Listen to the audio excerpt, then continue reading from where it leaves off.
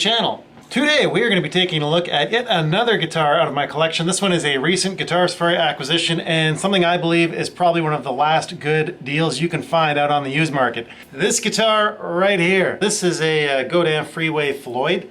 I picked this up recently on a bit of a Guitar Safari. Anyway, I'm going to give you kind of the overview of this guitar, kind of the specs, and kind of give you my overall impressions. I've only had it for about a week or two, but I've been playing the snot out of it, and I must say it's a very lovely instrument. Basically, as with all the videos on this channel, if you're more interested in things like tones, please make sure you follow the timestamps down here and go to the back of the video, because that's where all the playing is. Anyhow, enough jabbering. Let's get into the guitar itself.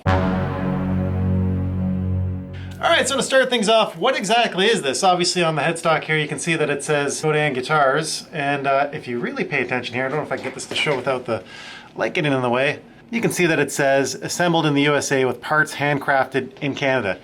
Yes indeed, that is correct. This is a North American made instrument. This is a USA built guitar using quality components from Canada. So kind of shocking that these are so inexpensive on the used market. And when I say inexpensive, I mean really inexpensive. I went into a local guitar store just to pick up some strings. You guys know how the story goes. As I'm buying strings, looking around, I happen to see this kind of hanging up on the wall and it's used. I pick it up, take a look at it. I play it a little bit. I'm like, this plays pretty nicely. Flip it over, look at the price tag, go, oh my. That is extremely cheap. And when I say cheap, I mean cheaper than new Kramer Striker money. Like, these are sub $300 used if you keep an eye out. Anyway, lo and behold, this came home with me. Quite happy with it, and I've been playing it ever since. Anyway, so a bit of history about Godin guitars. Obviously, this is a Canadian manufacturer, but they do have a plant, if I'm not mistaken, in New Hampshire, I think in Berlin. And you do come across some USA-made Godin guitars, probably out of that factory. The quality on these is really nice. Those of you who follow this channel or follow my Instagram know that I've got a few of these.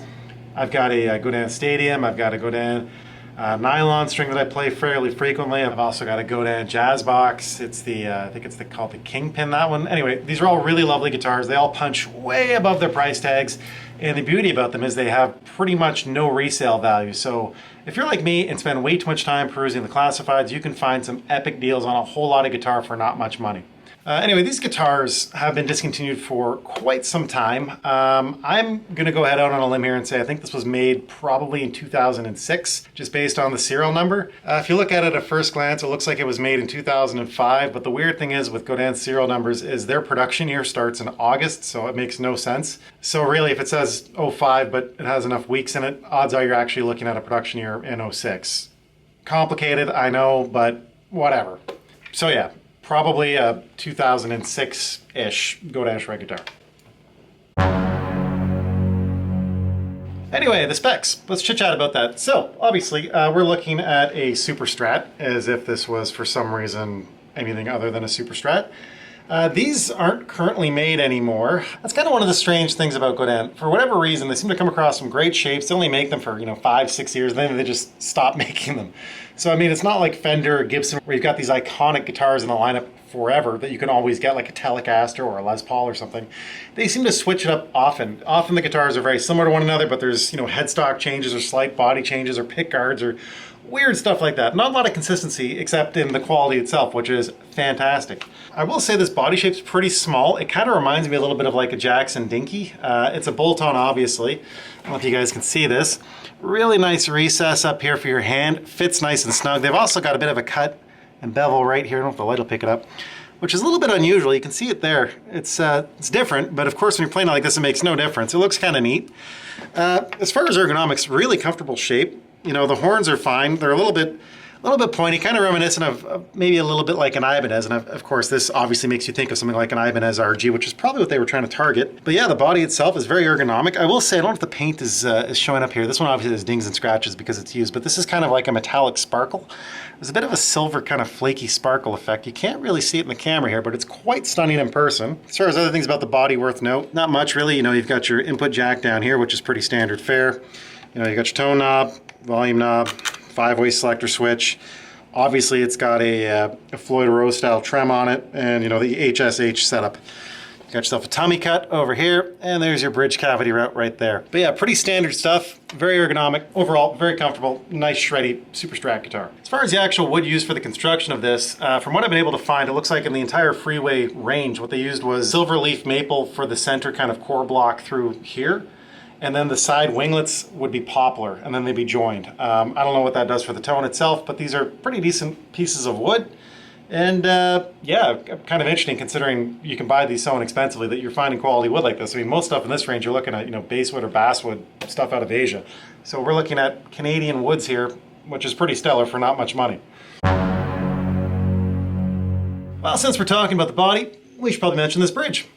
So basically this is a fully floating Floyd Rose style trim. This, if you can see it here, looks very much like a Floyd Rose Pro style trim. It's got the different kind of saddles here with the pieces back there. Pretty funny actually, when I first bought this guitar, I don't know what was going on back here, but whoever owned this before me had some really curious ways to try and get this thing to float. I'll show you a picture of that. Obviously I've added the brass block there that you can see. It was quite inexpensive off Amazon. But this bridge, even though it doesn't have any branding on it, other than stating that it's licensed by Floyd Rose Designs, it stays in tune like a champ. Like, this thing will flutter. It's kind of crazy, actually, how good this is. I wonder where it came from. I don't know if this would have been made by Godin in one of their plants, or if this was outsourced from the Far East. Everything else on this guitar seems to be quality. Not entirely sure about the bridge, where it's from, but I gotta say, it does stay in tune quite nicely. I did have it off when I was putting on that block. It does show a little bit of wear in and around the knife edges like you would normally see on something kind of like a Floyd Rose Special. But again, it stays in tune, and I can even get it to flutter. So yeah, okay, pretty good bridge for, again, no money. Okay, so the pickups. These actually sound really good to my ears. Again, you guys can go ahead and fast forward to the end of this video if you want to hear some tones on these things. These are Godin's own design. They sound really good. I've got some of their pickups as well on my other guitars, and honestly, I haven't changed them because I find they sound perfectly fine and there's no reason to change them other than maybe an aesthetic difference, but I'm struggling with that. Honestly, is that enough reason to put money in a guitar that doesn't cost anything? Not really.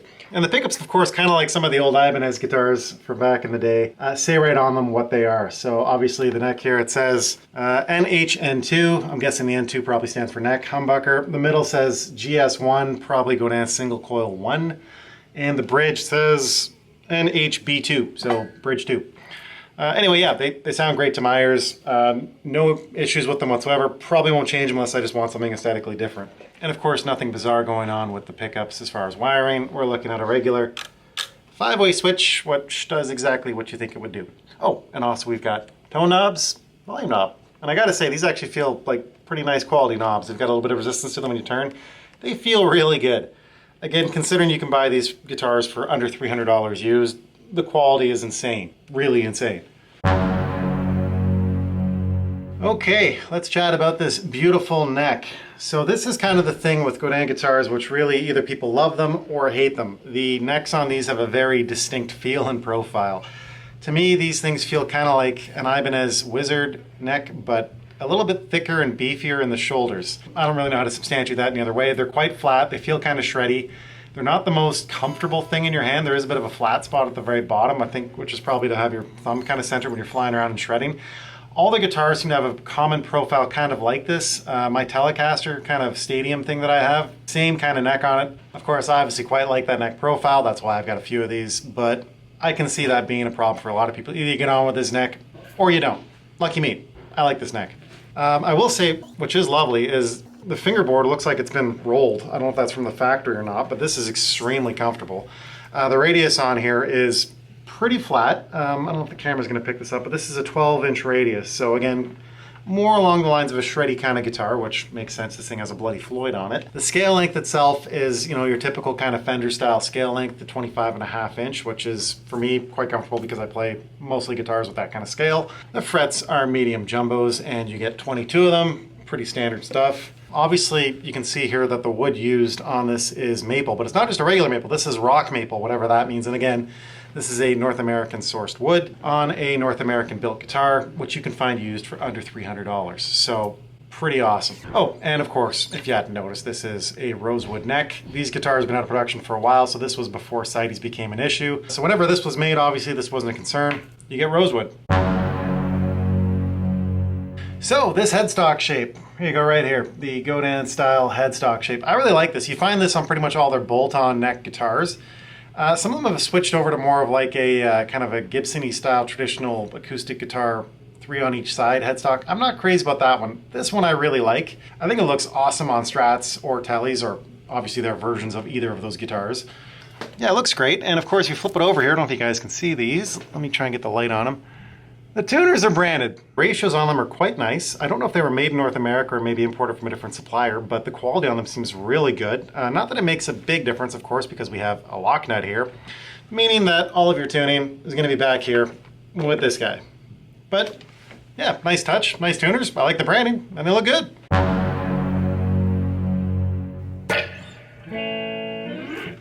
Okay, so you're probably asking yourself right about now, what kind of tones can you possibly get out of a guitar that you can find used for under 300 bucks? Let's find out. Clean tones, neck.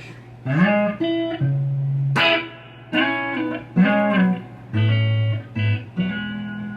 right, neck middle.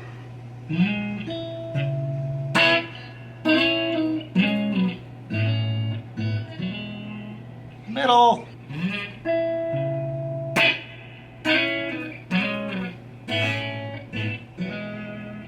All right, bridge middle.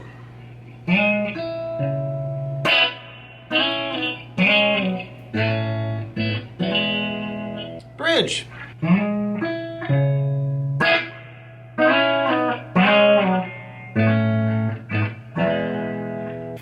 You know, I just also want to say this bridge humbucker, like this is clean. This is a pretty hot humbucker though. This amp is set pretty clean. If I dig in, really grits up, a lot of drive to it, pretty nice sounding humbucker. All right, enough of that. This obviously is a very kind of shreddy, metal-y looking guitar, so let's do something a little bit more rocky.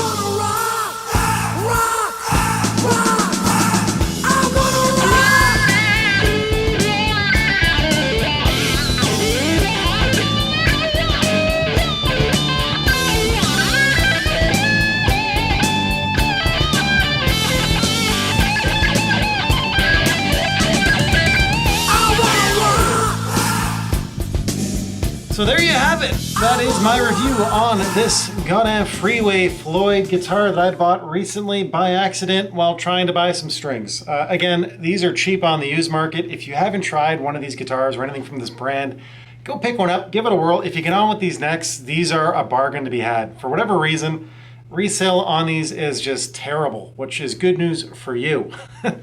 Anyway, I quite like this. I've been eyeing these for years just because I've got other Godin guitars that I really like. But obviously I play kind of things that usually have a silly stick on them, so this was right up my alley and the price was right. And yeah, obviously for the money, I think it's pretty hard to beat one of these. I find this very reminiscent of kind of an RG style Ibanez guitar, especially with the neck profile and obviously the way that this is wired and the setup with the humbuckers. I think it's safe to say that with this price range, this is far better than any Ibanez you're gonna find for under $300. So yeah, a wicked deal. If you get on with these necks, try one out. You're not going to beat this. Anyway, that's my review. That's the whole review. I hope you enjoyed it. If you did like the review or find any of this helpful, please make sure you hit that like and subscribe button and help this channel grow. And as per usual, just keep on shredding and we'll talk to you in the next video. Bye for now.